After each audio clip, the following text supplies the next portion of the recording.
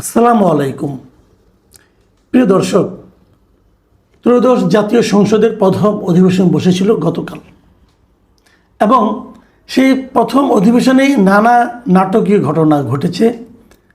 জামাতে ইসলাম এবং এনসিপির যে প্রধান বিরোধী দল, যারা একটাই দল, একটা জোট, তারা যখন রাষ্ট্রপতির ভাষণ বয়কট করেছে, রাষ্ট্রপতি ভাষণ শুনবে না বলেছে এবং না বলে তারা ওখানে চিৎকার চেঁচামেচি করেছে, প্রতিবাদ করেছে, বিক্ষোভ করেছে, স্লোগান দিয়েছে, প্ল্যাকার্ড প্রদর্শন করেছে। এসব করে তারা শেষ পর্যন্ত ওয়াকআউট করেছে এবং ওয়াকআউট করে বাইরে এসে সাংবাদিকদের বলেছে যে রাষ্ট্রপতির প্রধান 3টা অপরাধ কি কি, এবং সেই অপরাধগুলো তারা সবিস্তারে বর্ণনা করেছে, যে কারণে তারা রাষ্ট্রপতির ভাষণ শুনবে না।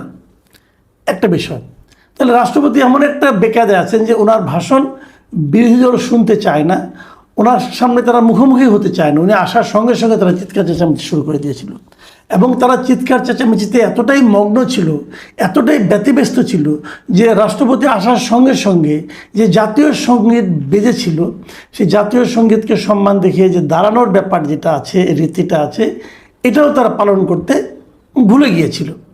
যা হোক, এরকম অনেক কিছু ঘটনা ঘটেছে। এদিকে আমার রাষ্ট্রপতির জন্য একটা মায়াই হচ্ছে। এই ভদ্রলোকের জন্য আসলে করুণা দেখানো ছাড়া আর তো কিছু করার নেই। মায়া হচ্ছে এই কারণে যে উনি যাদের দ্বারা রাষ্ট্রপতি নির্বাচিত হয়েছিলেন, মানে আওয়ামী লীগের দ্বারা, সেই আওয়ামী লীগও কিন্তু ওনার এই ভাষণটাকে ভালোভাবে নেয়নি এবং তীব্র সমালোচনা করেছে। যথারীতি অনেকে টিরজাফর বলেছেন। তো এখন এই রাষ্ট্রপতি ভদ্রলোক করবেনটা কি? কেন রাষ্ট্রপতিকে আওয়ামী লীগ মির্জাফর বলল, সেটাও একটু বলা যেতে পারে। যেমন বিগত সরকারকে, হাসিনা সরকারকে উনি স্বৈরাচারী সরকার হিসেবে, ফ্যাসিবাদী একটা সরকার হিসেবে অভিহিত করেছেন। কেবল তাই নয়, উনি মুক্তিযুদ্ধের ইতিহাস বর্ণনা করতে গিয়েও যে কাজটা করেছেন, সেখানে যেমন আমি আপনাদেরকে পড়ে শোনাই একটা লাইন। উনি বলেছেন, স্বাধীনতার ঘোষক শহীদ রাষ্ট্রপতি জিয়াউর রহমান বীরুত্তম, স্বাধীনতা এবং মুক্তিযুদ্ধের ইতিহাসের সকল অবিসংবাদিত নেতার অবদানকেও আমি শ্রদ্ধার সঙ্গে স্মরণ করছি। উনি যদি কেবল বলতেন যে স্বাধীনতা যুদ্ধের যত মুক্তিযোদ্ধা আছে, যারা নেতা ছিল, সবাইকে আমি স্মরণ করছি, ঠিক ছিল, আমার কোনো আপত্তি ছিল না। কিন্তু উনি জিয়াউর রহমানের নামটা আলাদা করে বলেছেন আরও যারা আছেন সবাইকে উনি স্মরণ করছেন। দেখেন, আমি অসুবিধা নাই, কিন্তু উল্লেখ করার মতন এটা কি একমাত্র জিয়াউর রহমান? আমার স্বাধীনতা যুদ্ধের যত নেতা ছিলেন, যত বীর ছিলেন, তাদের মধ্যে যদি আমি একজনের নাম উচ্চারণ করি, এটা কি জিয়াউর রহমান হবে নাকি বঙ্গবন্ধু শেখ মুজিব হবে? এবং উনি এক জায়গায় বলেছেন যে আওয়ামী লীগ আমলে বাংলাদেশ দুর্নীতিতে চ্যাম্পিয়ন হয়েছিল কীভাবে, সেগুলি বলেছেন এবং আরও অনেক কথাই বলেছেন, যেগুলির জন্য আমি আর নতুন ডিটেলে যাচ্ছি না। এটা নিয়ে আওয়ামী লীগ দুঃখিত হতে পারে, বিরক্ত হতে পারে, আওয়ামী লীগ তাকে গাদ্দার ডাকতে পারে, মির্জাফর ডাকতে পারে, এটা খুবই স্বাভাবিক। আওয়ামী লীগের যারা নেতাকর্মী, তাদের হৃদয়ে লেগেছে এবং তারা বলেছে যে এই ভদ্রলোককে আমরা প্রেসিডেন্ট বানালাম এবং তারপর সেইগুলি করলো। এই যে কথাগুলি হচ্ছে, এখন আমি এটা নিয়ে একটু কথা বলতে চাই কারণ এখন আসলে আমরা একটা অদ্ভুত সিস্টেমের মধ্যে কাজ করি। এই সিস্টেমটা আমাদের অনেক কিছু করতে দেয় না, অনেক কিছু করতে দেয়। বিষয়টা কি, প্রেসিডেন্ট কি এগুলো না বলে পারতেন?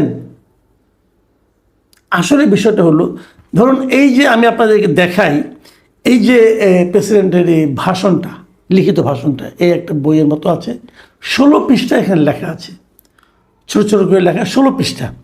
অনেক কিন্তু লেখা, কিন্তু অনেক দেখেন যে খুব ক্ষুদ্র ক্ষুদ্র করে লেখা, এরকম 16টা পৃষ্ঠা লেখা, অনেক লেখা।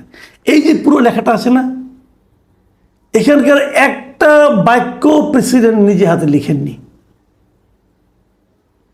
Not a single sentence. এই পুরো জিনিসটা বর্তমানে যিনি সরকার আছে, যারা সরকার আছে, সেই সরকারের পক্ষ থেকে লিখে প্রেসিডেন্টের হাতে তুলে দেওয়া হয়েছে পড়ার জন্য। প্রেসিডেন্ট কেবল এটা পাঠক মাত্র, আর কিছু না। প্রেসিডেন্টের পক্ষে এর বাইরে যাওয়ার কোনো সুযোগ নেই, ওনাকে এভাবেই পড়তে হবে, এটাই নিয়ম। এর আগে যত প্রেসিডেন্ট ছিলেন সরকার পরিবর্তনের পর নতুন সরকারের কাছে এসে তারা তো আর নতুন সরকারের কর্তৃক নির্বাচিত প্রেসিডেন্ট ছিলেন না। আবার ওখানে একটু তত্ত্বগত ভুল আছে। তত্ত্বগত ভুলটা কি? তত্ত্বগত ভুলটা হলো প্রেসিডেন্টকে কিন্তু সরকার নিয়োগ দেয় না, প্রেসিডেন্টকে সরকার নির্বাচনও করে না। প্রেসিডেন্ট বাংলাদেশে নির্বাচিত হয়, এই যাবৎকালে হয়েছে সংসদ সদস্যদের ভোটের দ্বারা। এখন সেই সংসদ সদস্যরা যেহেতু সরকারি দলের প্রাধান্য থাকে, কাজে তারাই মূলত যাকে মনোনয়ন দেয় সেই প্রেসিডেন্ট হয়। এটা ভারতেও একই অবস্থা। ভারতে আরেকটু ঝামেলা আছে, ওখানে আবার রাজ্যসভার লোকজন ভোট দেয়। তো ওভাবে কিন্তু প্রেসিডেন্টটা হয়। কাজেই প্রেসিডেন্ট সরকারের না। আবার আরেকটা কথা, প্রেসিডেন্ট কিন্তু কোনো দলেরও লোক না। প্রেসিডেন্ট হওয়ার আগেই তাকে তার দল থেকে, যে কোনো রাজনৈতিক দল, সে যদি কোনো রাজনৈতিক দল করে, সেই দল থেকে তাকে পদত্যাগ করতে হয়। এটাই নিয়ম ভাই। এখন প্রেসিডেন্ট একজন নির্দলীয় লোক সেই হিসাবে, তো নির্দলীয় লোকের কাছ থেকে আওয়ামী লীগই বা কেন দলীয় নেতার মতো, দলীয় কর্মীর মতো আচরণ আশা করতে চায়? এটাও তো ঠিক না। কিন্তু সমস্যাটা হলো কি জানেন? সমস্যাটা হলো আমাদের দেশের প্রচলিত রীতিটা হলো তারা প্রেসিডেন্টকে দলীয় ভৃত্য হিসেবে ব্যবহার করতে চায়। আপনি যদি সংবিধান দেখেন, সংবিধানের প্রেসিডেন্টকে কীভাবে বলা হচ্ছে? প্রেসিডেন্টকে বলা হচ্ছে যে রাষ্ট্রপতি রাষ্ট্রের অন্য সকল ব্যক্তির ঊর্ধ্বে স্থান লাভ করিবেন এবং এই সংবিধান ও অন্য কোনো আইনের দ্বারা তাহাকে প্রদত্ত ও তাহার উপর অর্পিত সকল ক্ষমতা প্রয়োগ ও কর্তব্য পালন করিবেন। মানে রাষ্ট্রের যিনি সর্বোচ্চ ব্যক্তি হবেন প্রেসিডেন্ট। কিন্তু ট্র্যাজেডি হচ্ছে রাষ্ট্রের সর্বোচ্চ ব্যক্তি নিজের ইচ্ছা মতো কিছু বলতে পারবেন না। সরকার যে বলবেন সেটা তাকে পড়তে হবে কেবল। তো এটা কেমন রসিকতা?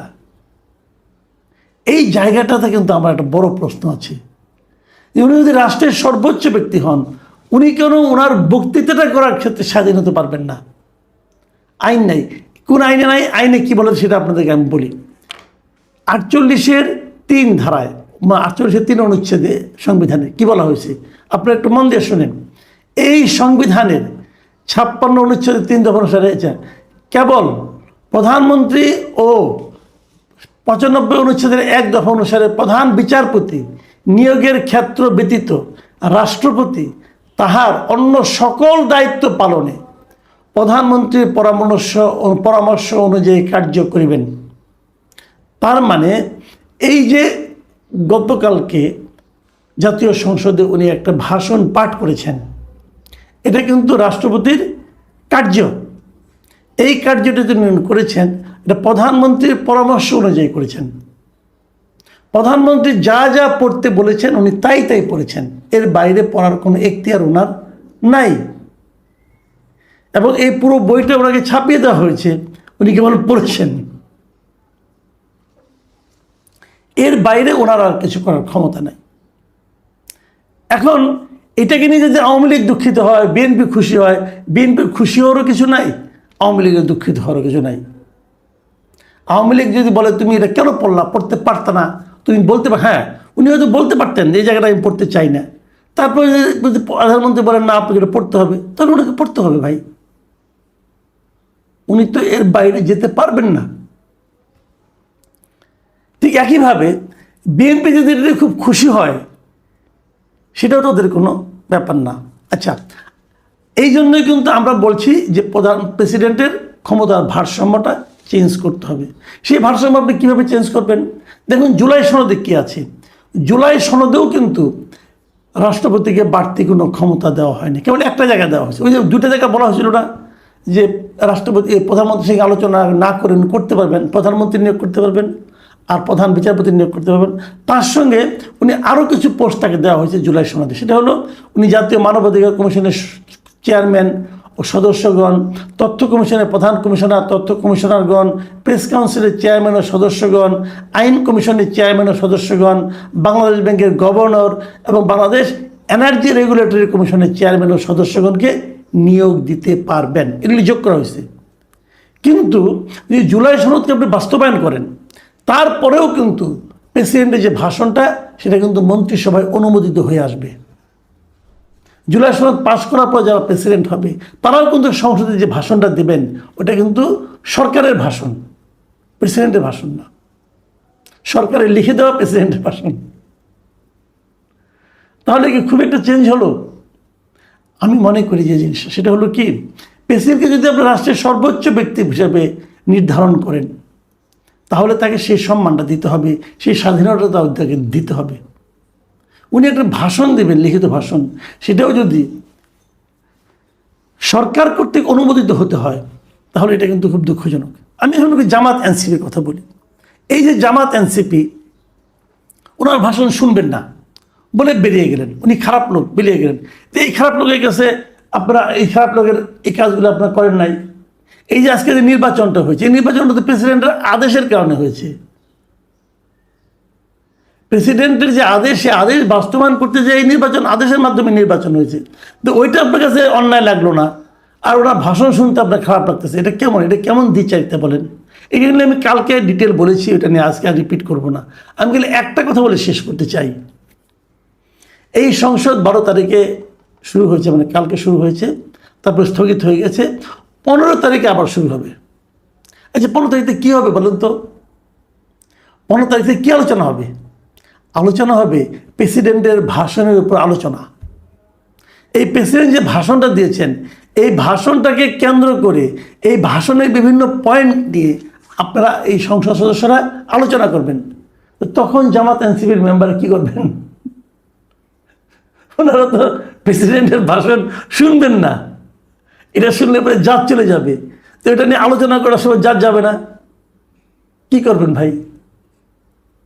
এগুলি হলো বাংলা ভাষায় একটা শব্দ আছে, এটা অবিমৃষ্যকারিতা, মানে পরিণতি কী হবে না জেনে কাজ করা, হুজুগের বসে কাজ করা। জামাত এবং এনসিপি যা করেছে কালকে, এটা লজিক্যালি আপনি ঠেকাতে পারবেন না। এই লোকগুলির কাছে প্রেসিডেন্টের অন্য সব কাজ মিষ্টি মিষ্টি লাগছে। আজকে প্রেসিডেন্ট দোষর হয়ে গেছে, বলছে কি যে প্রেসিডেন্ট কেন যখন নাকি শেখ হাসিনার সরকার এই নিরীহ লোকদেরকে মারলো অথবা নির্বিচারে গুলিগুলো, তো প্রতিবাদ করলো না। সে তো প্রতিবাদ করতে পারে না রে ভাই, সংবিধান থেকে প্রতিবাদ করার অধিকার দেয় নাই, সেই অধিকারটাকে আপনারা দিচ্ছেন। আগামীতে যদি প্রেসিডেন্ট হবেন, সেই প্রেসিডেন্টকে প্রতিবাদ করতে পারবেন? আপনারা যে জুলাই সনদ বাস্তবায়ন করতেছেন, আমার প্রশ্ন ভাই, আপনারা যে জুলাই সনদ বাস্তবায়ন করতেছেন, সেই জুলাই সনদ থেকে সেই অপশনটা আপনি রেখেছেন যে প্রেসিডেন্ট প্রতিবাদ করতে পারবে? রাখেন নাই তো। সেখানে তো প্রেসিডেন্ট এরকম কাঠপুতলি হয়ে থাকবে। সেই যে ছোটোবেলায় আব্দুল আলম একটা গান শুনছিলাম না, যেমনি নাচাও তেমনি নাচি, পুতুলের কি দোষ? শুনতে খারাপ শোনা যায়, কিন্তু বাস্তবতাটা হলো আমাদের প্রেসিডেন্ট কিন্তু পুতুল, তাকে যেমনি নাচায় তেমনি নাচবে। ওনার কোনো দোষ দিয়ে লাভ, ওনার দোষ ধরছেন কেন আপনারা? উনি কি পারতেন না কাজটা করতে? শেখ হাসিনা যখন ক্ষমতায় ছিল উনি বলতে পারতেন? ওনার দেখতেই নাই বলার। হয়তো ফোনে বলেছেন কি বলেন না আমি জানি না, আপনি জানি না, হয়তো উনি যখন দাবি করেন বলেছিলাম, আপনি শুনেন, ওনার সঙ্গে আলাপ করছেন? আলাপ তো করেন নাই। কাজে আগামীতে যে প্রেসিডেন্ট আসবে সেও তো বলতে পারবে না, কারণ তাকেও কিন্তু জুলাই সনদে সেই অধিকার দেওয়া হচ্ছে না। তো কী সনদ, কী সংস্কার আপনারা করলেন আমি জানি না, কিন্তু প্রেসিডেন্টকে যদি রাষ্ট্রের সর্বোচ্চ ব্যক্তি মনে করেন, তাকে সেই সম্মানটা আমি মনে করি দেওয়া উচিত। প্রিয় দর্শক, আমরা অপেক্ষা করবো 15 তারিখের পরে যখন সংসদ বসবে, তখন এই জামাত এনসিপির লোকেরা, এই সংসদ সদস্যরা প্রেসিডেন্টের ভাষণের উপর আলোচনা করেন কিনা, করলে কিভাবে করেন, সেটা শোনার আমার খুব আগ্রহ নিয়ে আমি অপেক্ষা করব। আপনারা করেন, আসেন দেখি তারা কি বলেন। এই আলোচনা করব না, দাঁড়িয়ে চুপকে দাঁড়িয়ে থাকবে, আলোচনা করব না। আলোচনা আপনাকে এই যে প্রেসিডেন্টের ভাষণ, 16 পৃষ্ঠার ভাষণ, এটার উপরেই করতে হবে, কিচ্ছু করার নাই ভাই। প্রিয় দর্শক, এখন এই পর্যন্তই। আল্লাহ হাফেজ।